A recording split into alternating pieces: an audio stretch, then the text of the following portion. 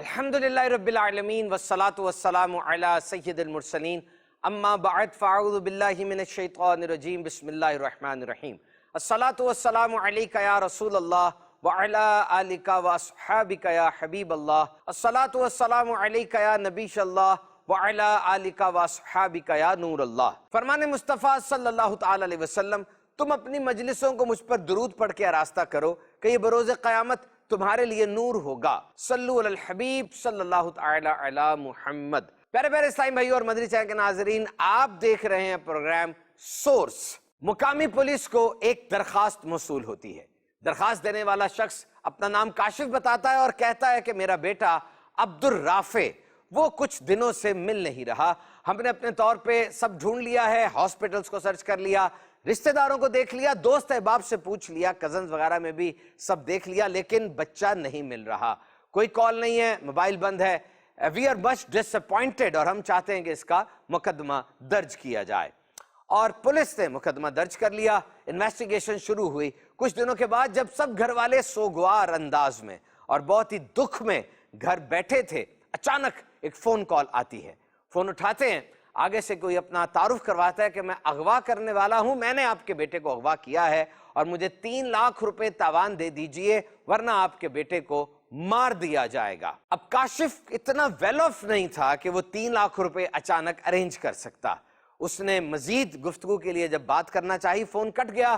اس نے یہ ساری بات فوراً پولیس کو بتا دی۔ دوبارہ فون آیا، پیسوں پر بات کی گئی تو وہ حیران ہوا کہ ایک دم سے اغوا کار وہ 3 لاکھ سے 20,000 روپے پر آ گیا۔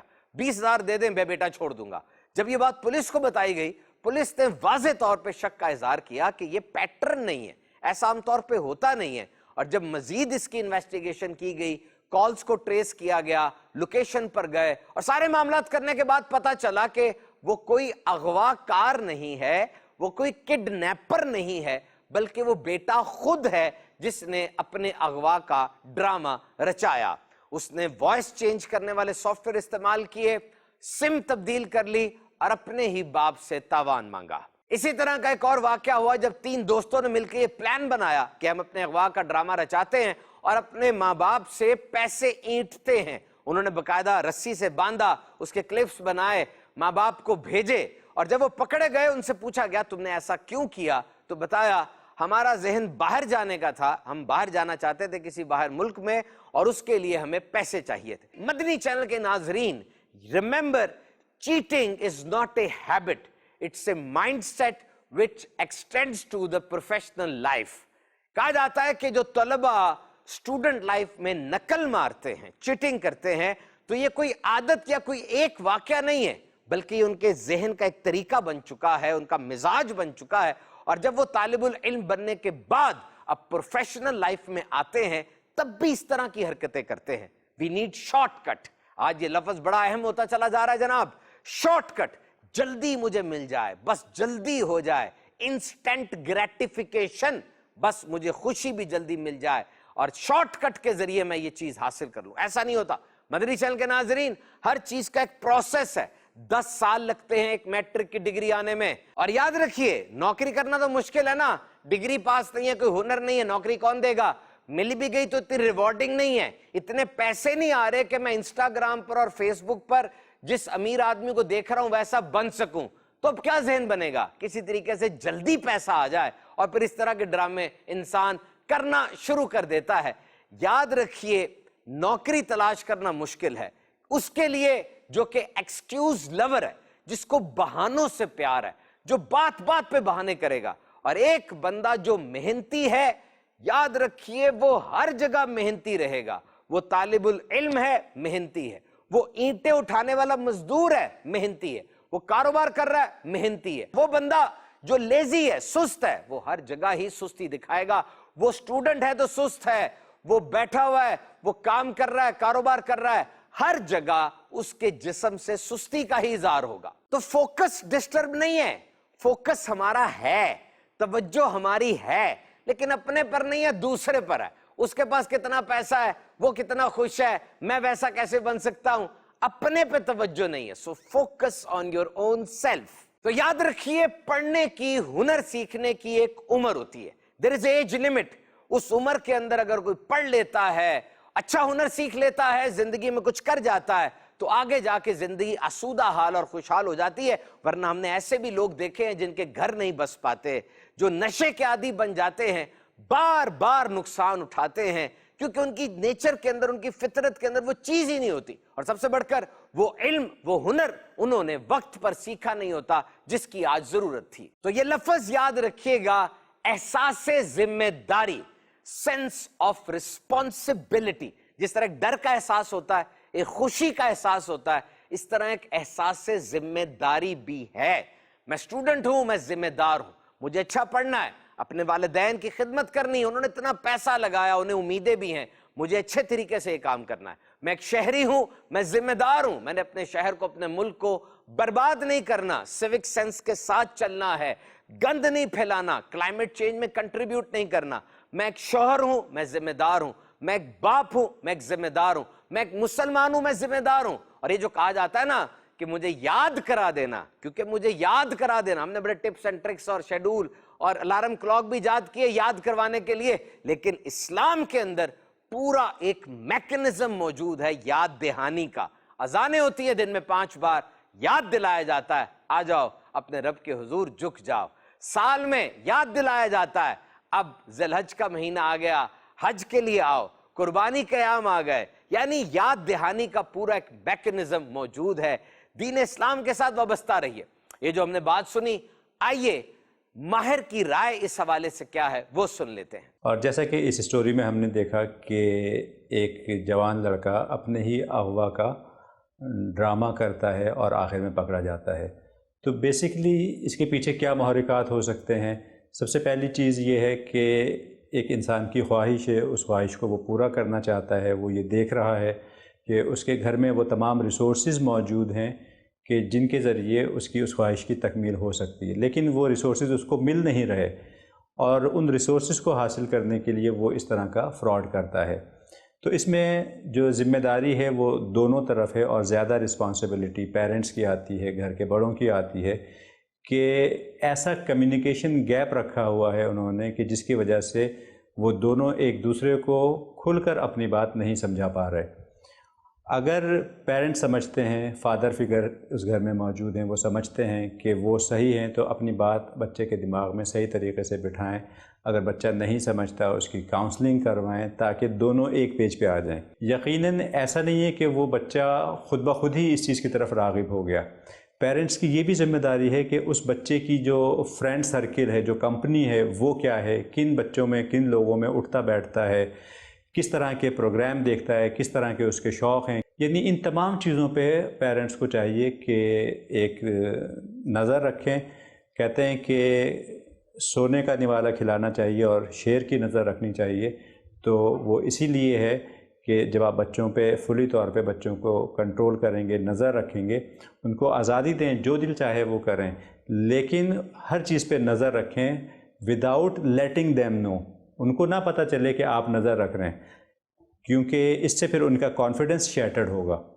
آپ ان پہ نظر رکھیں اور ان کی جو بھی اصلاح کر سکتے ہیں وہ اصلاح کریں، تبھی جا کے ایک اچھی ہیلدی فیملی انوائرمنٹ ڈیولپ ہوگا، اور اس میں جو نیو جنریشن ہے وہ اچھے طریقے سے اپنے ویژن کے مطابق اپنے گولز کو پورا کر سکے گی۔ بڑی زبردست باتیں آپ نے بتائیں، اٹس ویری گڈ۔ سب سے پہلے یہ کہ بچوں کی اگر کوئی لیگل ڈیمانڈز ہیں، بچوں کی کوئی اچھی ڈیمانڈز ہیں جنہیں ماں باپ پورا بھی کر سکتے ہیں، تو ماں باپ کو ضرور پورا کرنی چاہیے، ورنہ پھر وہ الٹرنیٹیو ویز دیکھیں گے۔ اور دوسرا، ماں باپ دیکھ بھال کریں۔ نوجوان بچہ ہے، چھوٹی عمر کا بچہ ہے، موبائل فون پر آنے والی انفارمیشن وہ نہیں سنبھال سکتا، ایسی حالت میں اس کا دماغ ڈسٹریکٹ ہو سکتا ہے۔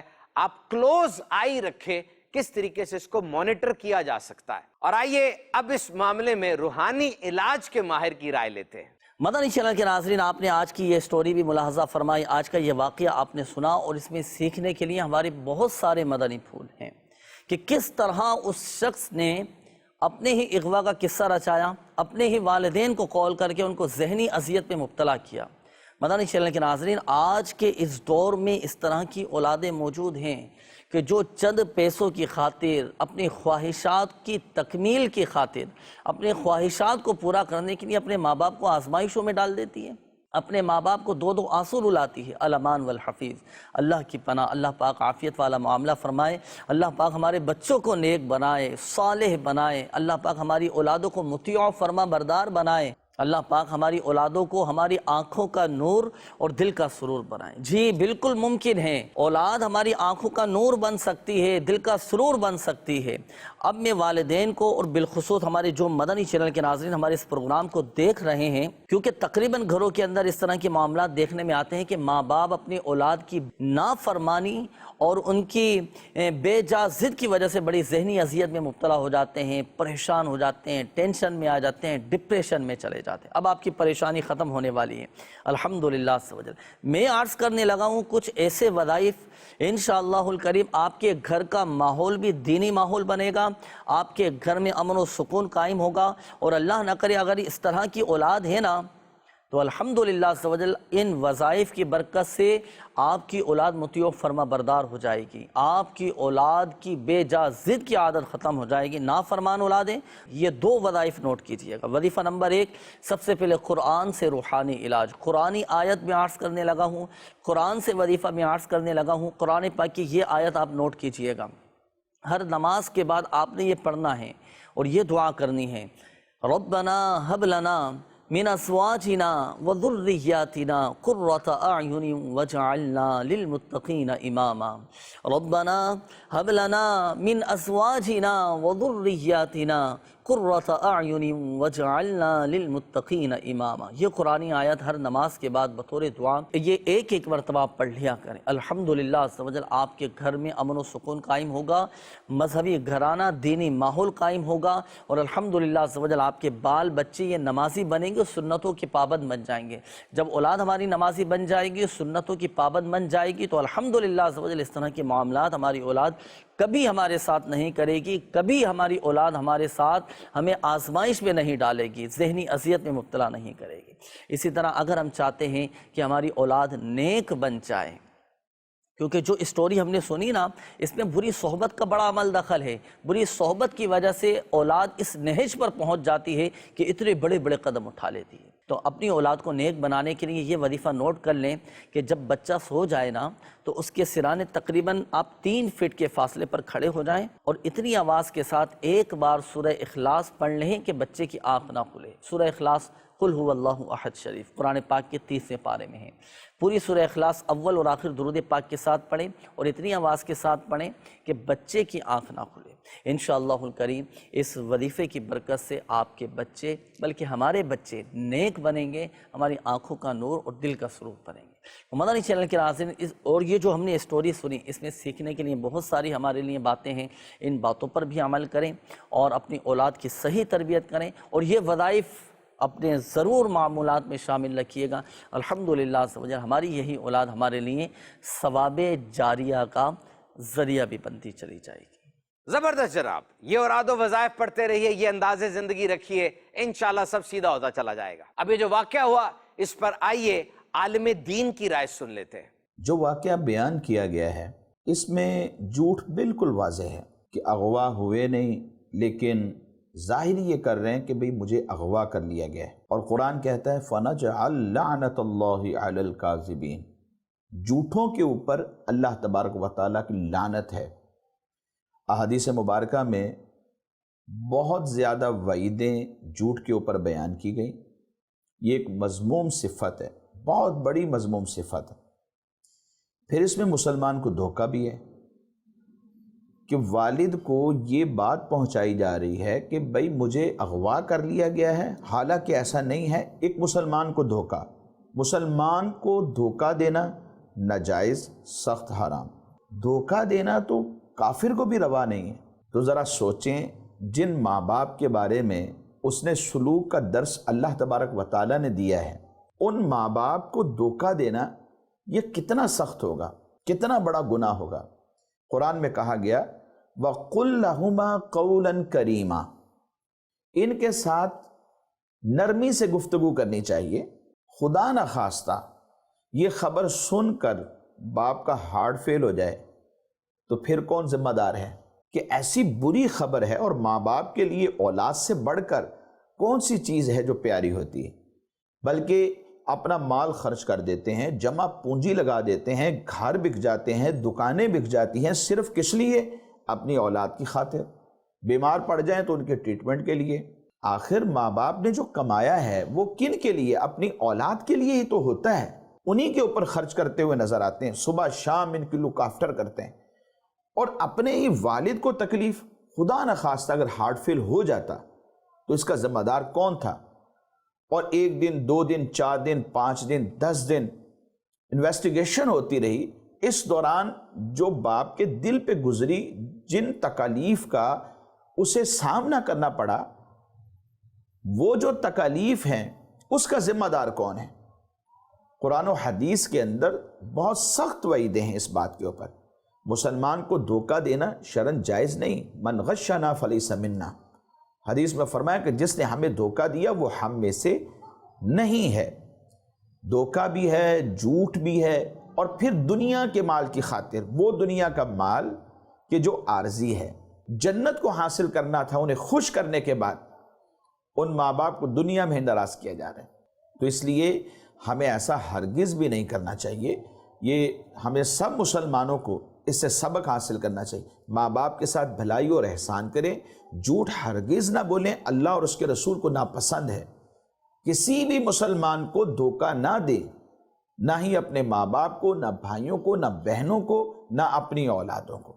Excellent and expert advice from a scholar, واقعی بڑی بہترین رائے ارشاد فرمائی مفتی صاحب نے۔ ان باتوں پر اگر ہم عمل کرتے جائیں گے انشاءاللہ بچت کی صورت رہے گی۔ تو مدری چینل کے ناظرین، آج کا پروگرام سورس آپ نے ملاحظہ فرمایا، اغوا کا ڈرامہ رچایا گیا، اپنے ہی والدین کو پھنسانے کی کوشش کی گئی۔